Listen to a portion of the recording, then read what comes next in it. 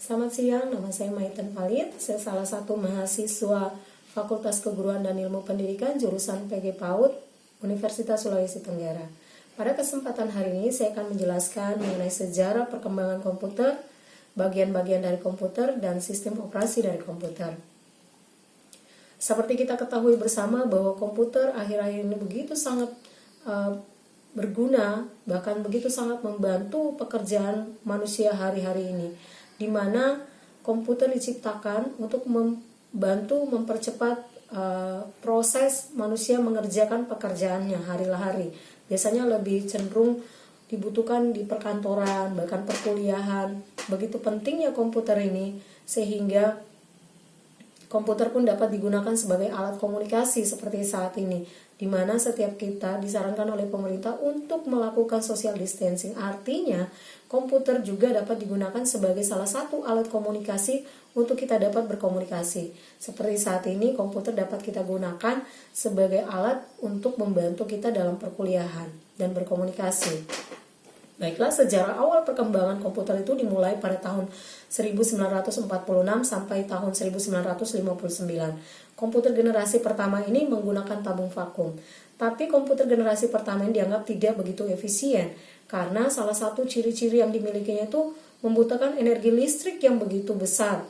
Kemudian membutuhkan ruang yang begitu luas. Program hanya dapat dibuat memakai bahasa mesin, menggunakan silinder magnetik untuk menyimpan data, membutuhkan mesin pendingin karena komputer ini begitu cepat panas, memiliki kapasitas simpan yang kecil, kinerjanya lambat, memakai konsep stored program dan menggunakan magnetic core storage sebagai memori utama.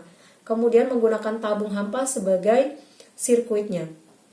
Sementara komputer generasi kedua itu diciptakan pada tahun 1959 sampai 1965. Komputer generasi kedua ini sudah menggunakan teknologi transistor.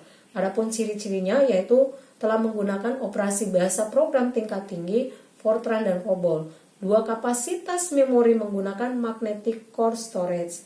3, menggunakan simpanan eksternal seperti magnetic tape dan magnetic disk. 4, mampu memproses secara real time dan real sharing. 5, ukuran fisik jauh lebih kecil dibandingkan komputer di generasi pertama. Kinerjanya lebih cepat, daya listrik yang dibutuhkan pun lebih kecil. Kemudian komputer generasi ketiga itu diciptakan pada tahun 1965 sampai 1971. Komputer generasi ketiga ini dibuat menggunakan integrated circuit. Pada komputer generasi ketiga ini pun masih menggunakan transistor dalam bentuk ukuran-ukuran yang sangat kecil yang dimasukkan di dalam IC. Adapun ciri-ciri dari komputer generasi ketiga ini yaitu listrik yang digunakan jauh lebih hemat, software akan lebih meningkat, harga kian terjangkau, memori memiliki kapasitas yang lebih besar, kecepatan menggunakan IC sehingga kinerja komputer lebih cepat, memiliki kecepatan 10.000 kali lebih cepat dibandingkan komputer generasi pertama. Komputer ini sudah dapat melakukan multiprocessing. Komputer sudah memakai visual display dan dapat mengeluarkan suara. Menggunakan penyimpanan luar seperti disket magnetik, mampu melakukan komunikasi dan komputer lain. Sedangkan komputer generasi keempat diciptakan pada tahun 1971 sampai sekarang. Komputer pada generasi keempat ini menggunakan teknologi chip mikroprosesor, memiliki ribuan transistor dan beberapa macam elemen sirkuit yang mana saling berhubungan satu dengan yang lain. Adapun ciri-cirinya yaitu pertama, dapat menggunakan LSI atau Large Scale Integration. 2, sudah dikembangkan dengan memakai semikonduktor dan mikroprosesor yang berbentuk seperti chip untuk memorinya. Ketiga, dipasarkan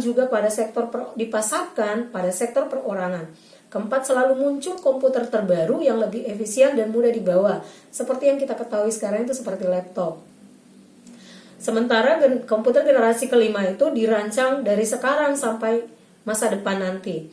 Komputer untuk generasi kelima ini di mana dirancang atau dibangun atau dibuat dengan menggunakan teknologi yang dibuat berdasarkan kecerdasan buatan.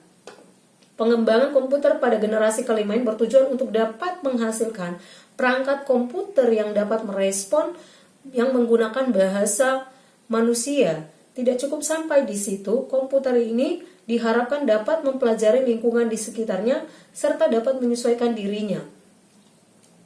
Adapun ciri-cirinya yaitu komputer ini masih menggunakan teknologi LSI namun akan mempunyai banyak pengembangan. Kedua, memiliki fitur yang terus berkembang setiap tahunnya. Ketiga, semakin cepat dalam pemrosesan informasi. Keempat, komputer memiliki kemampuan untuk mendengar, berbicara, melihat, dan pastinya lebih canggih lagi. Bahkan dapat memberikan kesimpulan layaknya manusia. Adapun komponen dari komputer itu sendiri seperti yang kita ketahui yaitu CPU seperti yang ada di samping saya ini. CPU ini berguna untuk meletakkan komponen-komponen komputer seperti hard disk, power supply, motherboard, CD-ROM, dan lain sebagainya. Banyak sekali jenis CPU yang kita lihat sekarang ini dari mulai yang mahal sampai yang murah. Selanjutnya, bagian selanjutnya yaitu monitor. Monitor merupakan salah satu perangkat keras dari komputer di mana berfungsi untuk menampilkan data-data berupa grafis dari sebuah prosesor untuk ditampilkan agar user atau pengguna dapat melihat isi dari tampilannya. Terus ada keyboard. Ini keyboard. Keyboard juga merupakan salah satu perangkat keras pada komputer yang berperan sebagai komponen input, yaitu perangkat yang berfungsi sebagai alat untuk menginput data yang berupa huruf, angka atau simbol dan menyampaikan ke CPU. Terus ada mouse. Mouse ini merupakan juga salah satu perangkat keras dari komputer yang berfungsi sebagai komponen inputan yang menerima inputan yang diberikan oleh pengguna. Dan bagian selanjutnya yaitu printer. Ini printer. Printer juga merupakan salah satu perangkat keras yang berperan sebagai komponen output. Perangkat ini berfungsi untuk menampilkan data dalam bentuk cetakan, baik itu kertas, gambar, atau grafik. Selanjutnya proses dari kerja komputer itu sendiri. Seperti kita ketahui bahwa awal di mana kita menggunakan komputer, kita butuh memasukkan data mentah ke komputer. Tahap pemasukan ini merupakan tahap awal dari proses pengolahan yang terjadi pada sistem komputer. Tahap ini berupa pemasukan data mentah ke dalam sistem komputer melalui input device. Contoh dari peralatan masukan atau input device diantaranya seperti tadi ada keyboard, ada mouse, scanner, dan lain-lain. Alat-alat inilah yang digunakan untuk memasukkan data yang hendak kita olah. Seperti halnya keyboard difungsikan untuk memasukkan huruf, angka maupun simbol-simbol lainnya ke dalam komputer yang selanjutnya akan diproses. Selanjutnya pemrosesan. Pada tahap ini data yang telah dimasukkan melalui peralatan input tadi akan diproses. Tahap proses ini dilakukan oleh processing device yaitu CPU, yang mana CPU ini dapat melakukan fungsi perhitungan dan logika untuk perbandingan dan juga mengontrol. Pada tahap ini data yang masih mentah tadi diproses sedemikian rupa sehingga data tersebut siap dicetak menjadi informasi yang lebih bermanfaat. Selanjutnya pengeluaran atau output. Pada tahap ini data yang tadinya telah dimasukkan melalui peralatan input kemudian diproses oleh CPU akan bisa dicetak apabila sudah siap. Pencetakan ini bisa berupa hard copy dan juga soft copy. Hard copy berarti menggunakan media fisik seperti kertas ataupun yang lainnya. Sementara soft copy berarti menampilkan gambar visual melalui monitor atau proyektor. Yang termasuk dalam peralatan output di sini seperti monitor, proyektor, printer, dan lain-lain. Selanjutnya pada tahap terakhir yaitu penyimpanan atau storage. Tahap ini merupakan proses perekaman hasil pengolahan ke alat penyimpanan dan dapat digunakan kembali sebagai input untuk proses selanjutnya. Jadi data mentah yang telah diproses tadi dapat disimpan pada media penyimpanan agar nantinya bisa digunakan kembali sewaktu-waktu apabila kita ingin mencetak data tersebut. Demikianlah yang dapat saya sampaikan.